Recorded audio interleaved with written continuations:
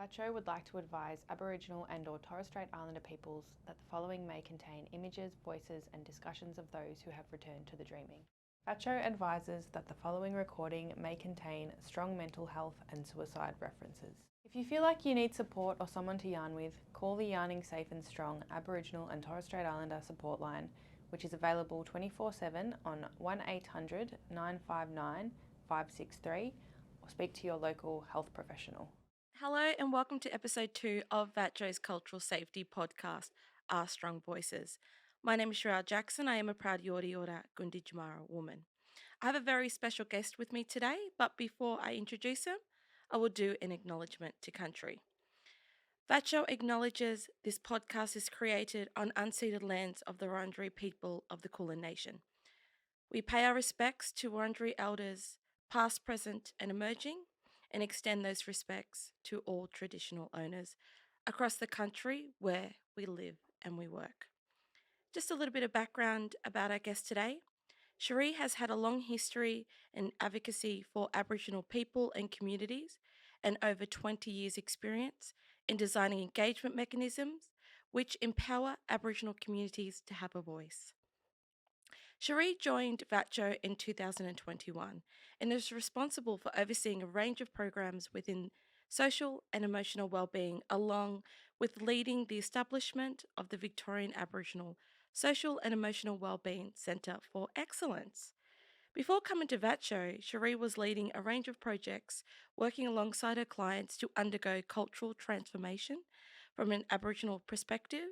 A significant part to this was to assist in organisations to understand cultural safety and how to embed strategies and change within their organisations to address systems and structures that are biased, along with designing learning packages to build individual capability in developing knowledge and skills to implement cultural safety practices within their role.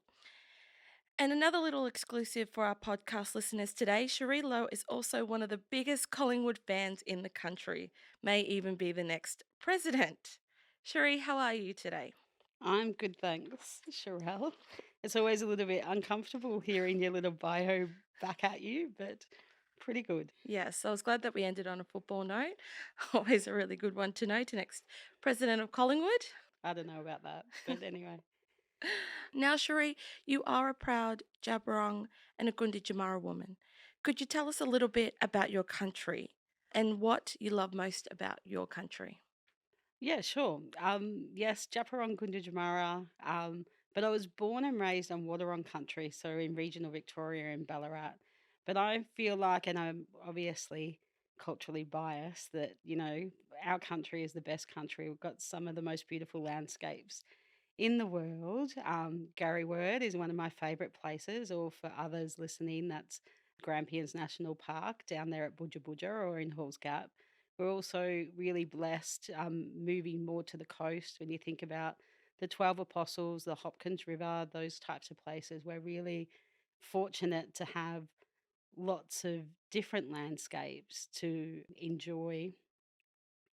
I think that though, when I think about country and water and going back home, for somebody who hasn't lived on country, I've always kind of lived in Ballarat. I've kind of moved around a little bit, but that's always been my base. Is when you go back home and have that kind of sense of feeling. My dad grew up on Framlingham Mission, but being around in those spaces and knowing, that your grandparents were there, they were born in the bush there, but also being able to just kind of sit in place with them is really special.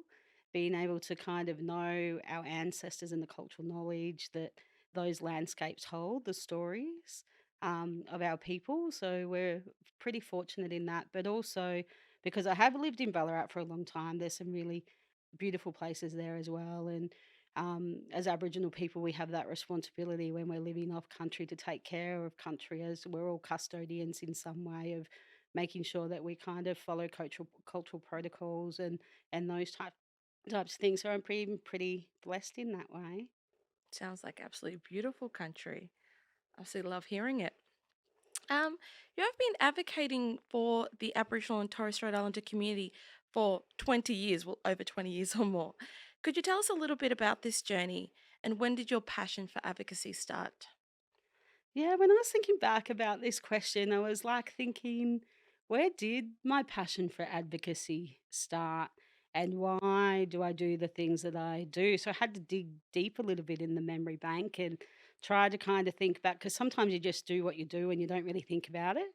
Mm. And so I was like, well, oh yeah, this is a good question to kind of think back and go, where did that point start? But I think that I've been advocating all my life, right? Even though in a formal sense or in a work sense, or kind of more as we become adults, you have roles and responsibilities within your community. And we've always had a really strong advocacy in our family. Like, Gunditjmara people often referred to as the fighting Gunditjmara and those types of things. So we've had really strong bloodlines of calling out and standing up for the rights of our mob. And so I think that that kind of very much influences it, when you see injustices or things that kind of aren't quite right. And, you can be a bystander or you can kind of stand up and say, hey, um, that's not okay. And so I think, I was born in the late 70s, so went to primary school and secondary school kind of in the 80s and the 90s. And back then, like, it was really tough actually. We were quite poor family, and just being, Aboriginal families in Ballarat, it's a pretty white place. So you copped a lot of flack, and picked on a fair bit. And I think that even though it probably wasn't called advocacy at the time, that we fought a lot and stood up for ourselves a lot. And I think that just kind of flowed on to a more kind of working role and those types of things. And one of my first jobs was at our local co-op there in Ballarat, and I was the home and community care worker. And so what that involved was taking care of our elders and older people within our communities and people with disabilities. I'd go clean their houses, take them shopping, take them to their medical appointments and those types of things. And being able to support them and give them a voice when they felt like that they didn't have that, it was probably what kind of really triggered it, and where I first really started to see some really injustices. You kind of experience it as a young person, but until you get a little bit older, you don't kind of make sense of kind of what's going on. You just kind of go and roll with it in some ways. And then at the same time, I was studying, and then I moved and had a role at the University of Ballarat, which is Fed Uni now, as a like an Aboriginal liaison officer type role and those types of things. And my manager at the time there really kind of like switched the light bulb on for me about, and particularly kind of working in an education space and studying at the same time, um, that there was this whole systemic space which we work in that so does not include us as a mob. And, things are designed, thought about, and implemented without us being involved in that. There's also just so much inherent racism in those kind of spaces, institutions like that. And it was through his leadership and advocacy, actually, that watching and observing really kind of switched the light bulb on for me about, what is my place in community. And, everybody has a role, and everybody has a whole range of different skill sets that they've got to offer. Whether it's cultural knowledge, whether it's about being able to have a voice, whether it's about being able to rally the troops and get mob together and those types of things. It was really important for me to be able to think about, well, what have I got to offer? But more importantly, um, there's lots of people who had fought the fight before me, and it's about carrying on that legacy because the work hasn't been done. So I think that that's where advocacy started for me. But I think also there's, I don't know, I think also when you become a parent.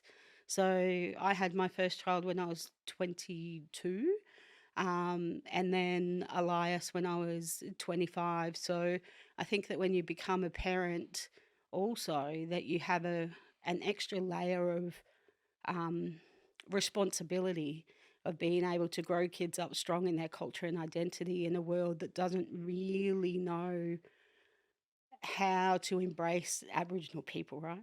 We're still kind of a little bit of an afterthought. We're still kind of a little bit sitting on the fringes, and particularly for my kids, fair skinned, it was a real struggle for people to understand where their Aboriginality fit in the world. Here's these strong kids in their cultural identity, but then, being told by others that, the things that we hear really often.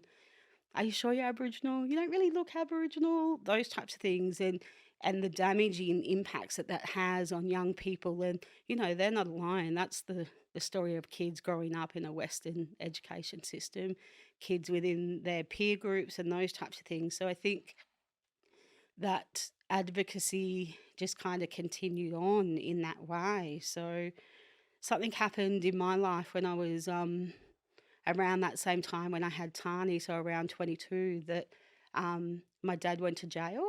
And at that time, being able to support him through that justice system, it kind of opens up a world of injustices, right? And similar to what I was saying before, my story is a very similar story to many Aboriginal people. So was his, and I think that supporting him through that process really put a fire in my belly of, you know, people need voices to be able to kind of call out, what's really going on in this world. And that's where I really started to develop a passion around cultural safety and the importance of educating non-Aboriginal people about us, because that's where the change is going to shift. It's such an unrewarding aspect in my, well, no, I shouldn't say that. It can be really rewarding, but it's a really thankless kind of like passion to have around advocacy. Like nobody's going to give you a pat on the back and say, well done or whatnot, but you do it because you can see benefit in mob for mob. And so for me, that's kind of where it started, and it just kind of continues, right? Like we're still fighting the fight. Yeah, no, that's an amazing journey about strength and resilience as well. So I have another question to add on to that of who were some of your biggest heroes and inspiration as a youngster? There's so many, hey. Like for Mm. me, it's really important to listen and to hear, and in that kind of frame of mind, I'm learning from everyone all the time, right? And like going back to what I said before, that everybody has a role and everybody's contributing in some way. So there's lots of people that have really inspire me, like in different times of the day and those types of things.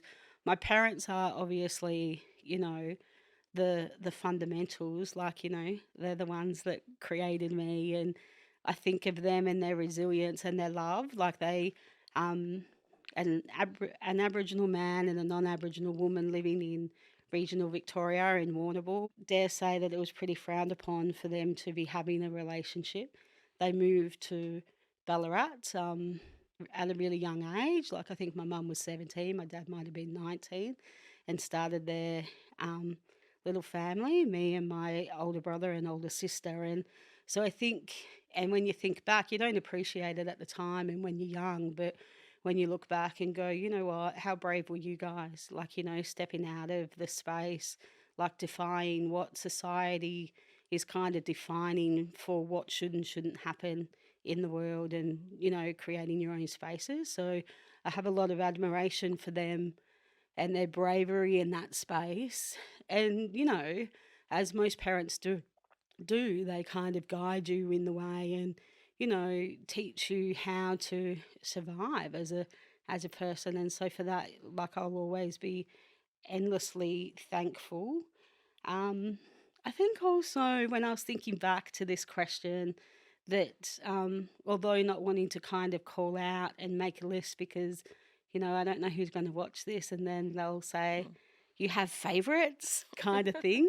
So I don't want to go down that path. But I was thinking back when I was younger and who really kind of influenced me, and probably one of the people that I would shout out is Wendy Lovett. So she was my youth group leader in Ballarat. So would often, pick us up on Monday nights and take us to youth group and, rowdy teenage kids and whatever. But for her, she created spaces for us just to be safe and secure and be Aboriginal kids, right? And at the time, we probably didn't appreciate it as much as we did, and we'd give her a bit of a hard time. And we'd get her to do all sorts of stuff for us, drive us out to bush and take her, tell us ghost stories. She would give up her time to take us camping and all of that kind of stuff. But what she was doing is just creating this sense of identity for us. And I'll be forever grateful for her. And I saw her the other week at the Aboriginal Health and Wellbeing Partnership Forum. And I was saying that to her that, that as kids, maybe we weren't grateful enough and didn't say thanks enough. But, all roads kind of lead back to her, because as young kids, you kind of, in teenager years, you kind of can go either way, right? You can go this way or this way. And she helped us kind of go this way and kept us on track. So who knows what I would have been like without her little guidance and stuff. So I would have a special shout out to her. And then obviously of the later years, I get heaps of inspiration from my kids. So Tani's 21, Elias is 18, but also my nieces and nephews. They are a wealth of knowledge, always teaching me, always sharing their experiences, and I love that. So, they inspire me a lot. They also motivate me a lot on, reminding that each generation for us that things are a little bit better, and you can get that little glimmer of hope. But, the staunchness that's kind of filtered through our generations is just really present, and that inspires me. It keeps me going anyway. Yeah, fantastic. That's such an extraordinary story. And it even reminds me of words of like intergenerational resilience as well. And so that's really amazing to hear. And in terms of inspiration, a person who you often talk about is your late father. Now, one day when you visited your dad, he had some strong advice or wisdom for you. Would you be comfortable in telling us about that? Yeah, sure. I don't know how much I can share in the podcast. People who would have known my dad, Wordy Lowe, or the Words, or Robert, known to many different people, but um, he was very staunch. An incredible advocate. Um, but he was a pretty simplistic man as well, and would like to just kind of call it as it is, which was really nice. That there's no kind of filter in that way. So there's a whole list of words of advice that he used to give us, and whether it was and I actually quoted him on the way over. I had a couple of my team members in the lift with me, and I was saying oh, I'm so nervous about coming and doing the podcast. And I was hearing my dad telling me, because he would always say this to us, don't F it up, kind of thing. And I'm like, oh God, I hope I don't F it up today. But, there's lots of things that he would just kind of call a spade, right? And I remember one time going to visit him, and I'd been working, and a lot of my work before I moved into kind of consulting and stuff was in their education. So I had worked at VAI and worked in the department in Aboriginal education and those types of things, and have always been a really active part of my LACG, and, where that kind of advocacy really kind of sits. And I remember going to visit him, and I was just really annoyed. I must have been really worked up. And he's like, "What's wrong with you? Why are you so wild today?" And I'm like, "Oh, I'm just so frustrated of," and mind you, this was nearly 20 years ago. so frustrated of having the same conversations about the same stuff and people not listening and, mob not getting it, like, departmental staff not getting it, like, educators in our schools not getting it. And what he said to me, which was profound, and I think about this often, he goes, Sheree, the sooner you understand that white people don't care about us as Aboriginal people, your life will be easier. And I remember thinking back then, and I think about that a lot. And because at the time I was like, oh, well, I don't want to conform to that. But that was his experiences of life. And that's how society had made him feel, that he was kind of a lesser, second class citizen, those types of things. He wasn't born um, a citizen. All of those types of things kind of playing out in his life. And he was just kind of like giving that bit of advice of, whilst you still think that people care or value, then you have a set of expectations. And what you're kind of feeling is that people are not meeting your expectations, which is the kind of the things that fuel your advocacy, because you know that it's not right. But in some ways, it's the truth. And that's definitely what his experiences were. So that was pretty profound. And I often think about that because sometimes I reflect back and think, yeah, you know what, you were right. And maybe sometimes that is the easier path to go down. But like going back to what I was saying before, we all have a role. And I think that an important part for me and how I see my role is being able to share that knowledge and helping work with, like, mainstream Australia and being able to, you know, deliver better services, provide an education system that sees us as people, teaching our hidden histories rather than kind of skipping over it. Like there's so many different things that you can kind of, when you look at life and kind of point out and go, there's a lot of conversations to be had in those areas and the advocacy that's needed in that. But yeah, so that kind of drives me a lot because it is that little bit, yeah, you're kind of right, but I don't want you to be right.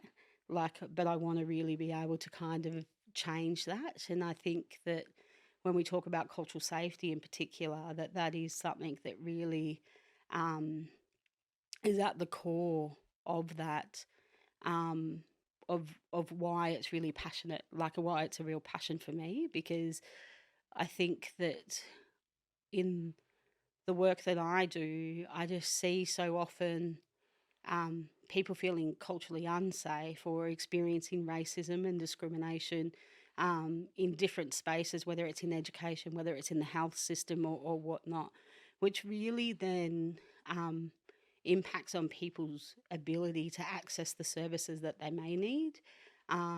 It doesn't address or breaks the cycle. And I think that the work that we do and where I kind of advocate in education and in health, there's such fundamental rights for people. And it's also where you can kind of break that cycle of social disadvantage as well. If you've got your health and good quality health and a good education, you can start to really, the world is your oyster, really. You can do what you want to do. Yeah, fantastic. And because you have done a lot of work in the corporate space with some of Australia's largest organisations, talking from your experience, how has cultural safety developed or not perhaps developed in the area of corporate Australia? I think it's an interesting concept, cultural safety, and I think that people are using that more frequently. I think in the stakeholders that I had worked with, some of the big corporates, some of them were mining, some of them were, healthcare, some of them were sporting clubs. Um, it is interesting to kind of understand what drives them. Why do they want to kind of go down this path of um, addressing their way on which they kind of work with or understand Aboriginal people? And I think that it's really important to understand the why and what motivates people to want to do that, because I think that that then kind of guides the how they're going to do it, like how they go about it. So if, for example, if say a mining company is looking to go down a path of, embedding cultural safety in their organisation, which is agreed to from a leadership or a global perspective because they want to be a good global corporate citizen. And it aligns with their ESGs and those types of things. It has a very different, it sets a very different course of events that happen within that organisation to make it happen, because they're kind of clear about what they want to do. They've kind of got the mandate there and they've got the resource to be able to invest in. So you kind of got that foundational kind of aspect, that leadership aspect happening.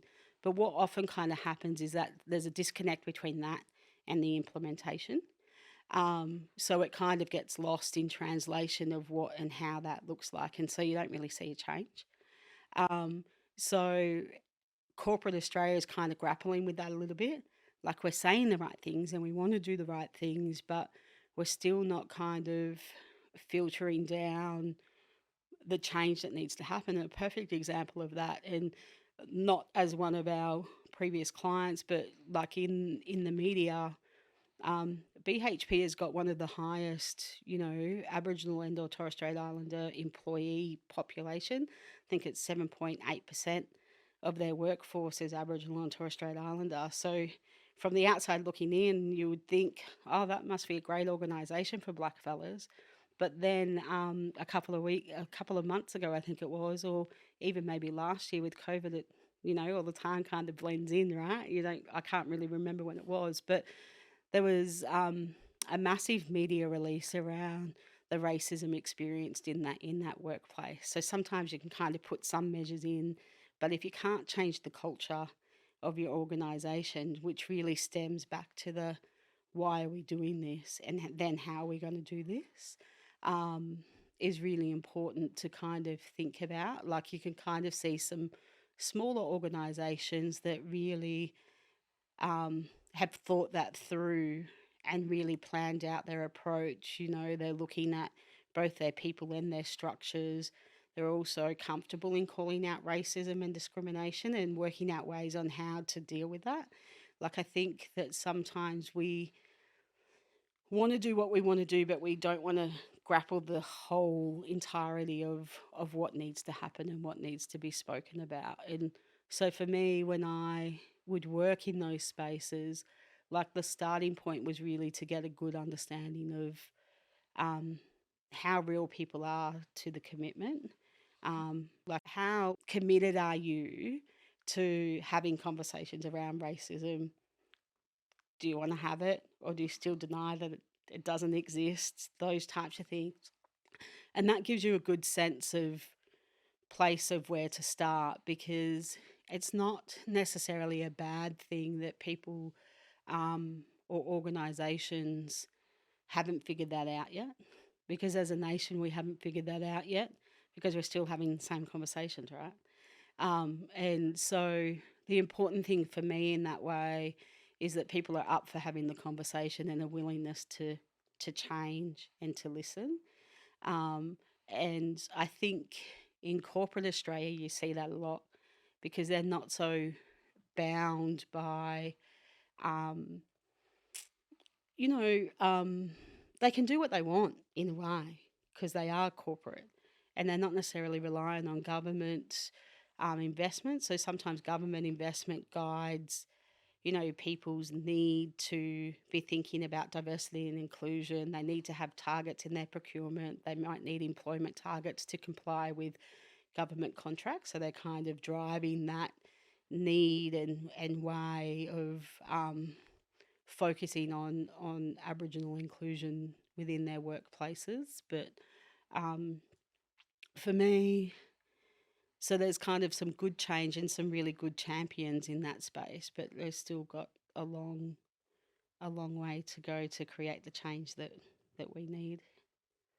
Yeah, I agree with you on that one.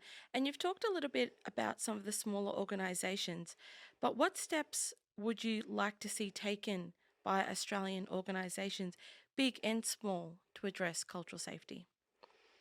Yeah, I think that for me, a starting point for everybody is to kind of really start to talk about the real history of Australia.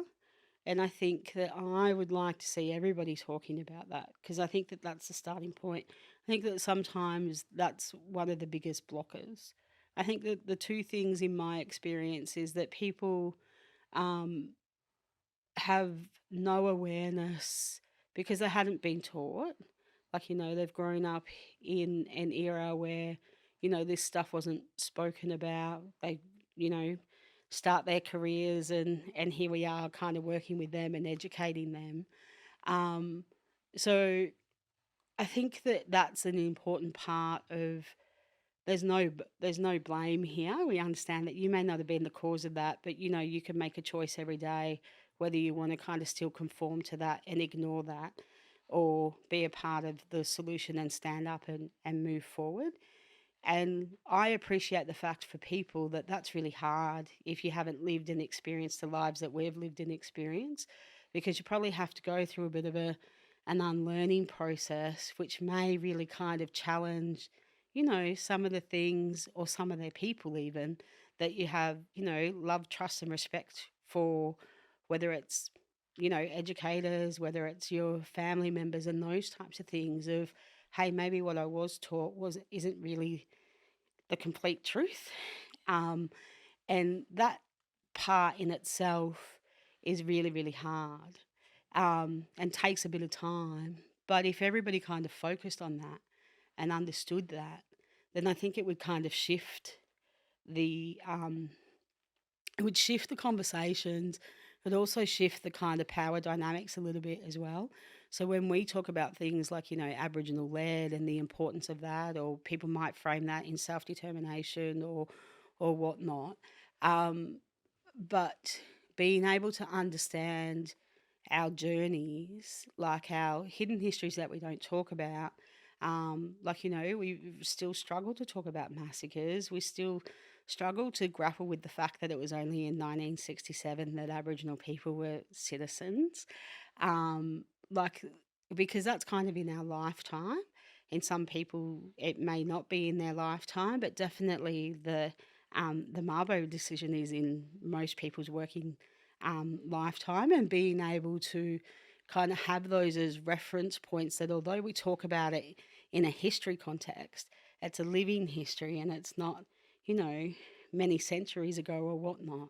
It's very lived and very real, and that's why we're still grappling with those aspects. So I think understanding those fundamentals of, um, history, how we were shaped as a nation, should give people a really good appreciation for, oh, hey, hang on a minute, I can see how our organisation does things can actually be quite exclusive rather than inclusive.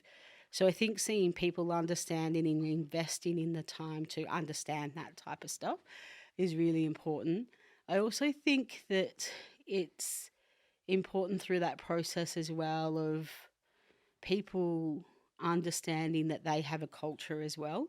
When I have delivered cultural safety training and those types of things, the amount of people who, are from an Anglo background, who think that they don't have a culture, who don't understand that they have a culture because they're just living it every day in the dominant culture of the world. So they don't kind of reflect back on that, and helping people understand that and see that is a really important part to then be able to understand the culture of others, because then you've got that common ground of, that it's not that Aboriginal people have something that you don't have. It's just that we have had to spend years of advocacy of justifying people to understand us and see us, which makes it feel like we have something that they don't, but they have a culture. It's just surrounded by them, and they don't have to think about it or justify it because, things are designed for them. So, you can go into the hospital and majority of the time get a service that kind of meets your cultural needs.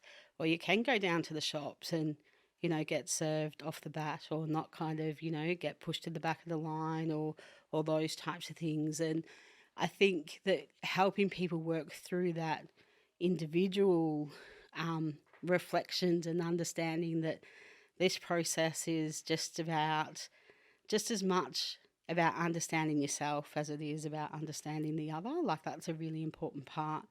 I think that all organisations and workplaces should be really embedding that and investing in their people to build that knowledge, because it is something that we, unfortunately, were never really, granted. Like, if you're around my age in your early 40s, you definitely were not taught that stuff in school. And you're definitely not given the opportunity to develop that in working roles as well, unless, you might work in an identified role, or you might work in a community controlled organisation where you're surrounded by those kind of conversations. But definitely in, mainstream organisations, that there hadn't been that investment in people being able to develop those skills and knowledges. Yeah. There's so many amazing things that I've heard, especially out of that small question. Even looking at, because I also deliver cultural safety training, and we hear so very often that this is the first time they've ever heard about Aboriginal history in every aspect, in every form. So I do completely agree that the conversations sometimes are just starting today. And they could be 20 years old, or they could be 50, 60 years old. So I do have another question of what would some of the things be that are best practice that mental health workers should keep in mind when working with Aboriginal and Torres Strait Islander people? Yeah, so we've been doing a lot in this space now, as we build out and focus on standing up the Centre of Excellence in Aboriginal social and emotional wellbeing. We're fortunate to be in the roles of being able to carry on the advocacy and the leadership that brought us to this point around government recognising that Aboriginal social and emotional wellbeing um, is important, and it is different to how the Western healthcare system looks at mental health and AOD and those types of things. So it's about being able to look at the holistic nature of health and well-being and a person, and like being able to understand that, that it's not just fixing one part here or focusing on whether it's body parts or disease or whatnot. It is very much focusing around that holistic nature of us, as how we go about things, how we think about things, and how we connect with our families, communities, and those types of things, is important to kind of understand that in this mental health side of things. But I also think, from my perspective in this space, it is about understanding, when we think about health and well-being, it's about understanding why we have such disparity still. And I think that then kind of goes back to, how culturally safe do people feel in accessing services, which then kind of then goes back to what makes people feel culturally unsafe. It's often racism, discrimination, and not being able to see themselves in that service, or kind of feeling lesser. Because for me, when I think about cultural safety, like, I know there's lots of different definitions and whatnot, but for me, it's just about being able to be yourself and bring your whole self, and not be scared to do that, but also that you're going to get a service that meets your needs. And I think about that, and I know that we're kind of thinking more in that mental health kind of context, but in all kind of health context, I think about when I had my first daughter. Tani, and I was young, and at the hospital I had a whole mob of visitors, right? Coming and seeing, which was awesome, which is what I need, which is what I was culturally needed. But at the time, the midwife was saying to me, Sheree, you got to do something about these visitors. Like, you just can't keep having people coming, right? I'm like, well, what do you want me to do? And she's like, well, you just need to tell them to stop coming. And I remember ringing my mum. My mum worked at the hospital, saying, this lady's telling me that I've got to tell people they can't come. They're my family. Who do I pick? Who do I choose? Kind of thing. And at the time I was upset. And at the time, it was challenging to kind of navigate that space. But it wasn't until I was older and looked back and just went, you know what, that made me feel really culturally unsafe. It was just that you didn't understand me and my needs, and understanding the fact of having family, even though your sense of family and my sense of family is very different, but it was an important part of my extended kinship family to be a part of this process. And I think that those are the types of things that we need to work really hard on being able to embed in all of our systems. And we see that a lot in what is referred to as the mental health and the AOD sector, of people reaching out and needing help, but the services are not meeting their needs. And they're feeling judged. They're feeling like there's a lot of stigma there. But more importantly, the treatment on offer, or things that are helping in healing, or as they refer to that in a Western context of being able to help in recovery or treatment, are just not meeting those cultural needs, like the assessment tools that are used, the placements that are used, the techniques that are used to address treatment is just so very clinical. And for us, that's only one kind of aspect to the solution. We don't disagree that in some ways that those clinical approaches are required, but what would be really ideal in our space, and when we think about that people can access services earlier because they feel safe to do that, and they're not kind of accessing services late in the piece when they're in really psychological distress and those types of things, and being able to not be able to navigate service systems in a crisis mode. And so for us in the mental health space, that's what we want to see change. And, we really want to see Aboriginal SUB, social and emotional wellbeing, embedded along that service delivery line. So we're at the start of that, and there's been, a significant amount of leadership and advocacy leading up to this time, whether it was through Balit Durn or before that in Balit Murrup. But even before that, just our ACCOs have been, advocating for that for a really long time, that we are a holistic way of doing business, and that's what we want to see in a mental health kind of AOD kind of context. Yeah, absolutely fantastic words spoken. You head up the Social and Emotional Wellbeing Centre for Excellence, which is a huge role. What do you think cultural safety impacts the mental health and the well-being of the community? Yeah, I think that it's pretty well documented, that when people experience racism, that it has a really massive impact on their social and emotional well-being.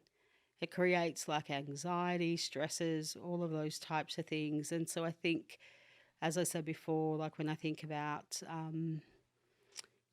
what are some of the things that make people culturally unsafe, so the experiences of racism, challenging identity, all of those types of things, that it's important to understand the correlation between those activities and social and emotional well-being. Because if people don't feel comfortable in accessing services, how are we going to ever heal? How are we ever going to kind of, address the disparity of what we see in all of the social indicators, but more importantly, how can we heal from intergenerational trauma, if where we need to go to seek that support and care is not provided in a way that's going to kind of, help us feel safe and secure. That's why our Aboriginal community controlled organisations are so critical. Like, they're such a important part of our service system, as in Aboriginal people's service system, because it provides that holistic kind of nature of hubs. They may not be able to provide all of the solutions that we need, but they can help navigate that space. And it's a great kind of central point and starting point for people who are needing help and support. But all of the responsibility shouldn't sit on our ACCHOs. They're not funded that way. They're not resourced in that way. And our mainstream services are, funded a lot of money. And it's really important that those services also are meeting the needs of Aboriginal communities. Like, I have a pretty simple view that if you get it right for mob, it will benefit everybody in service delivery. Because the things that we, advocate for, because it's helpful for us, but it will benefit everybody. And I think that the sooner that people kind of come around and understand that, kind of stop being resistant to that and kind of embracing that, I think it will set us in a good path. Yeah, definitely agree with you on that one. It's really great. And it's really great to see our communities, our ACCHOs and our ACCOs all working collaboratively in the holistic approach, and very strong advocate as well to seek that guidance from the community as well. So our next question is, what are some of the biggest challenges and barriers you see at the moment for mental health and well-being of Aboriginal and Torres Strait Islander people? And as we know, there are going to be no quick fixes or an easy solution. But what do you think some of those practical strategies might involve? Yeah, I think the no quick fixes is really important to note, because when we're thinking about social and emotional well-being, we're addressing generations of trauma, sometimes trauma that people don't even know that they have or don't realise their triggers. And I think for us, and it's not dissimilar to other professions where you're being trained to really think one way. So if you're a psychologist or whatnot in this space, in your profession, that you are taught in a certain way of how to think, how to respond to situations, kind of similar to teachers, similar to child protection workers, and those types of things, that you're trained in a professional kind of framework, which is often quite Western. And so I think that for me in this space, that there's still a lot of work to be done, and thinking about the points of where that starts. So if you kind of think of all the layers of organisational kind of change or system change, where is the point needed to start? So if you think about how do we train our professionals within a social and emotional wellbeing space, so when they're going to uni or to TAFE or where their preference of learning, how is Aboriginal social and emotional wellbeing being incorporated in that? How are Aboriginal perspectives being taught? What interactions do they have with Aboriginal patients and those types of things in their placements and exposure? So I think for us, there's a long way to go to create that system change. But what's really pleasing to see is that people are now, and the people that we work with are really open to having conversations about how can we do things differently.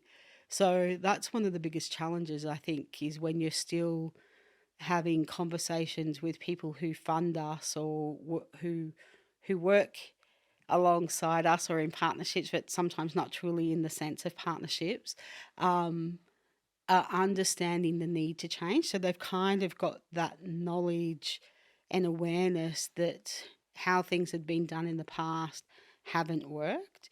And it's really important to call that out. We wouldn't be having these conversations if what happened in the past, how we access health and those types of things was working. We still live in a world where there's great disparity. So we're working alongside some people that kind of really get that now, which I think is a help to addressing the barriers. But the barriers that still exist is that we're working with, big institutions, whether it is government, whether it is hospitals, um, people coming out of the justice system and those types of things. It's hard to change them, and it's hard to be able to, influence the way that we can. So I think that when you think about all of the aspects that um, need to be addressed, whether it is investing in your people or changing your systems and those types of things, we're still kind of a little way off that happening. But we have to start somewhere, is the other thing. And I think that there's a lot of willingness and there's a lot of conversations that I have now in this space that people are actually thinking about Aboriginal people and what does this mean? Or, I'm looking at doing this and it's not an Aboriginal specific thing, but they want Aboriginal people involved. And that's kind of where we want to head, but that's still in such little small pockets in the service system.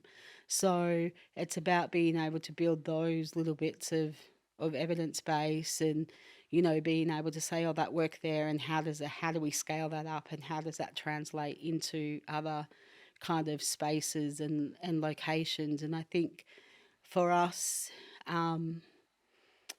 because we don't have that strong evidence base at the moment around, all of our ways of knowing, being and doing and what that looks like, there's still kind of a little bit of a, are you sure that that's the right way?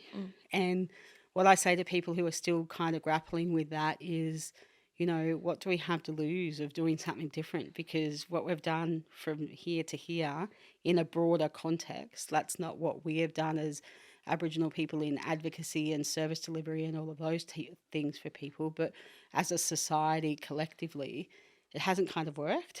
So let's try something new and let's try something different. But the world's not going to end if you kind of shift a little bit of power and control, or if you sit down and have a yarn with, your local Aboriginal community controlled organisation or, Aboriginal people in that way and trying to do things a little bit different.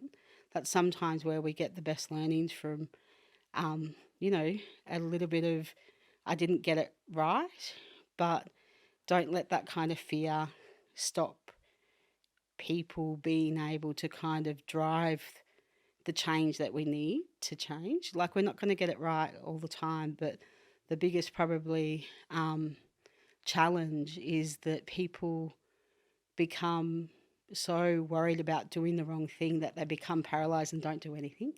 And we can't have people in that sense. We need people to ensure that the intent and where they're coming from is in the right place and that they've done their kind of work. We can't be there to educate and change that for everybody, because we are only a small amount of the population, and we need like our allies and friends to kind of do that advocacy for us as well, and to be able to support us, because sometimes they are more the bigger influence. Like, sometimes you're just the little black voice that kind of gets lost in many others. So having that leadership is really important, that leadership and allyship from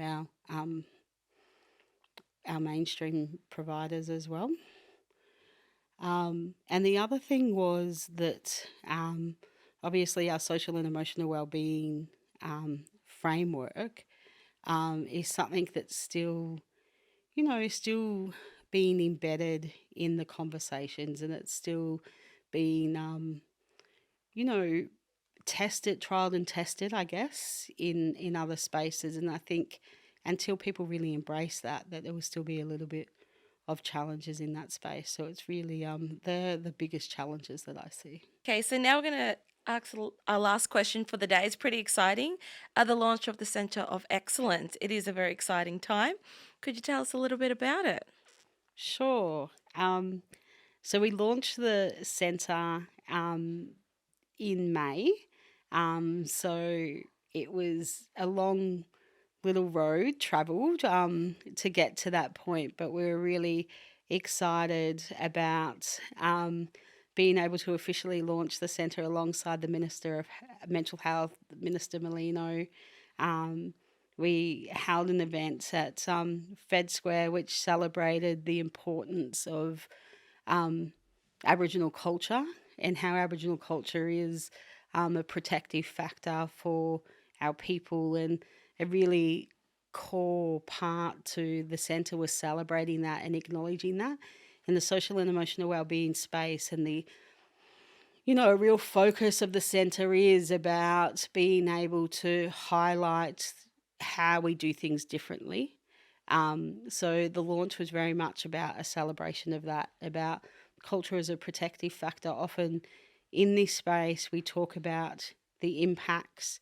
We talk about suicide. We talk about people's treatment within hospital systems and all of those types of things, the real negative side of social and emotional wellbeing. So it was really important for us at the launch of the centre that we talked about what is needed to help heal mob, and at the core of that is culture. So it was great to see that. It was it's an exciting time for the centre, and the role of the centre now in being able to provide that leadership in social and emotional wellbeing. So being able to kind of really bring together in a centralised point best practice, ways on being able to help guide